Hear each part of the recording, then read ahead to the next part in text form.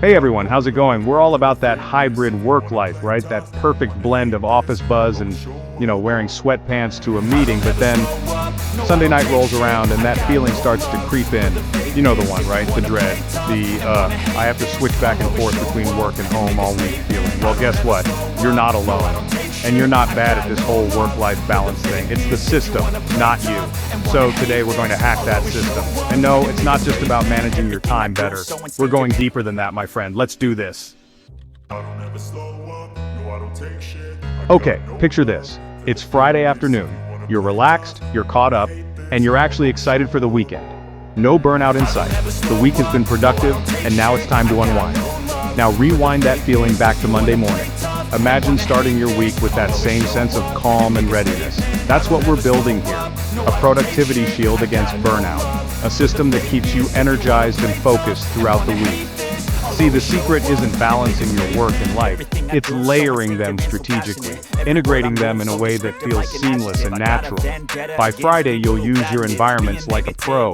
You'll know exactly where to go for each task, maximizing your efficiency. One of my favorite tactics, micro-environments. These are small, dedicated spaces for specific activities. We're talking about assigning specific tasks to specific spaces instead of specific days. This way, your brain associates each space with a particular type of work. Think about it, your brain loves routines, right? It craves structure and predictability.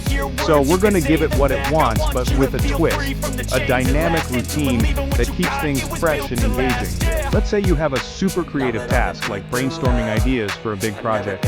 Instead of trying to force that creativity at your usual desk, maybe you move to a comfy chair. Put on some inspiring music, and let those ideas flow.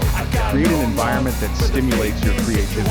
Or maybe you've got a bunch of emails to answer, a task that requires less creativity, but more focus. Instead of parking yourself at your desk, why not try a standing desk or even your kitchen counter for a change of scenery? This can help keep your energy levels up. The key here is to experiment and find what works best for you. Everyone's optimal environment is different. Not every space is created equal, and that's okay. The goal is to find what spaces make you feel most productive and comfortable.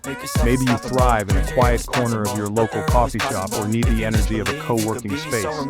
Different tasks might require different environments. The point is to break free from the one-size-fits-all approach and create a personalized system that maximizes your focus and productivity. Tailor your workspaces to fit your needs. And the best part? This isn't just some random idea I came up with. It's backed by research and real-world applications. There's actual science behind it.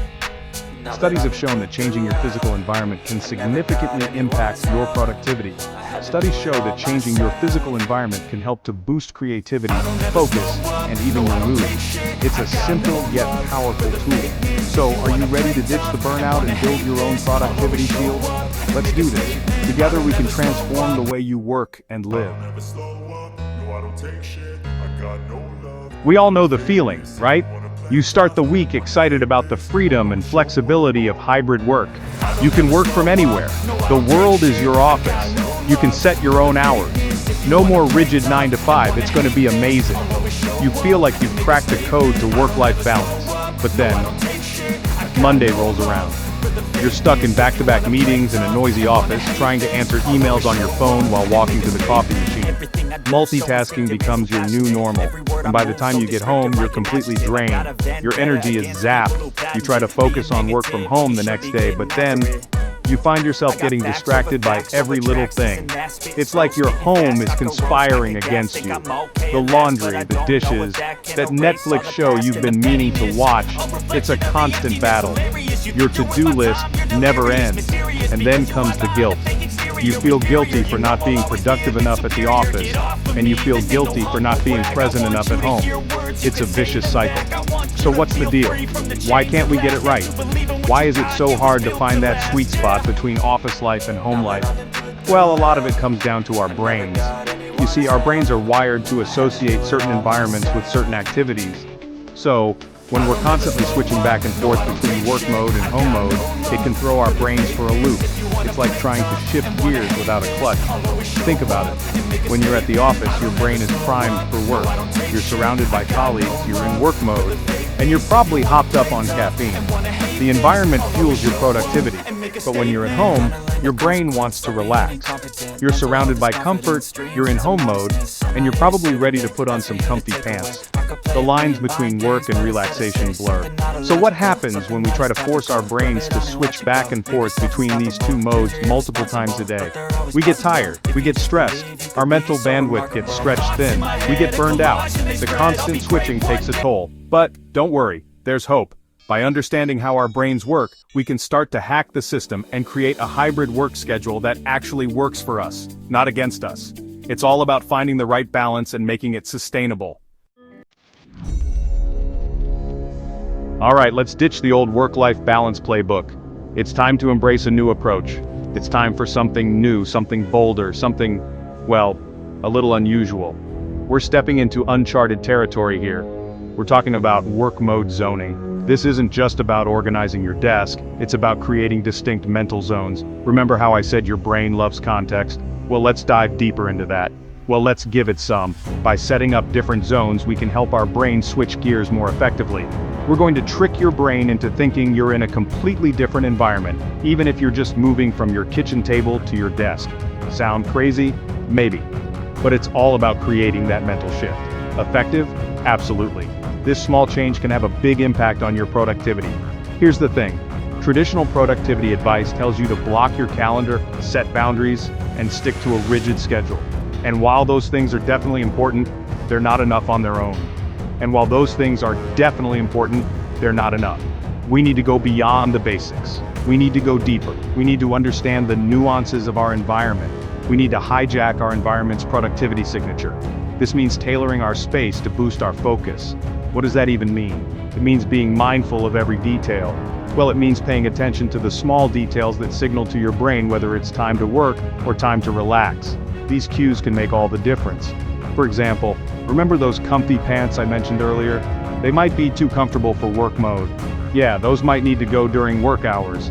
Changing into work attire can signal to your brain that it's time to get serious. I know it sounds crazy, but trust me, there's science behind this. But studies have shown that wearing shoes at home can actually trick your brain into work mode 43% faster.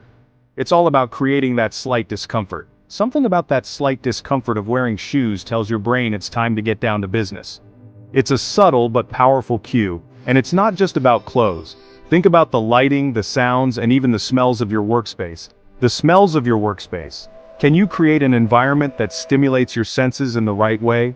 Can you dim the lights and light a candle when it's time to relax? These small changes can help set the mood.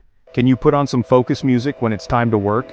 Music can be a powerful tool for concentration. Can you use a diffuser with energizing essential oils during your office hours? And speaking of rituals, let's talk about transitional rituals. These are short, intentional activities that you do before and after work to help your brain switch gears. These are short, intentional activities that you do before and after work to help your brain switch gears. They act as a mental reset button.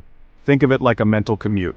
Maybe you take a quick walk around the block before and after work to signal to your brain that it's time to transition between work mode and home mode. Maybe you take a quick walk around the block before and after work to signal to your brain that it's time to transition between work mode and home mode. This can be incredibly effective. Or maybe you spend 5 minutes meditating or journaling to clear your head. The possibilities are endless. Find what resonates with you. The key is to find what works best for you and to be consistent with it. Consistency is crucial for building new habits. Remember, we're creatures of habit, and our brains love routines.